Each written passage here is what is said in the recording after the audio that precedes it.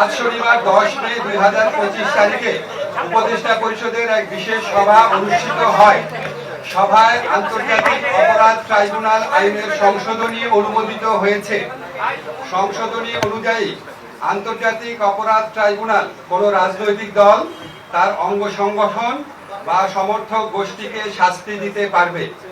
উপদেষ্টা পরিষদের বৈঠকে আন্তর্জাতিক অপরাধ ট্রাইব্যুনালে বাংলাদেশের আওয়ামী লীগ ও তার নেতাদের বিচার কার্য সম্পন্ন না হওয়া পর্যন্ত দেশের নিরাপত্তা ও সার্বভৌমত্ব রক্ষা, জুলাই আন্দোলনের নেতাকর্মীদের নিরাপত্তা এবং আন্তর্জাতিক অপরাধ ট্রাইব্যুনালের বাদী ও সাক্ষীদের সুরক্ষার জন্য সন্ত্রাস বিরোধী আইনের অধীনে সাইবার স্পেস সহ আওয়ামী লীগের যাবতীয় কার্যক্রম নিষিদ্ধ করার সিদ্ধান্ত গ্রহণ করা হয়েছে।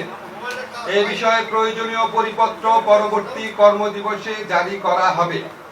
এর পাশাপাশি আজকের উপদেষ্টা পরিষদের বৈঠকে জুলাই ঘোষণাপত্র আগামী 30 কার্যদিবসের মধ্যে চূড়ান্ত করে প্রকাশ করার সিদ্ধান্ত গৃহীত হয়েছে।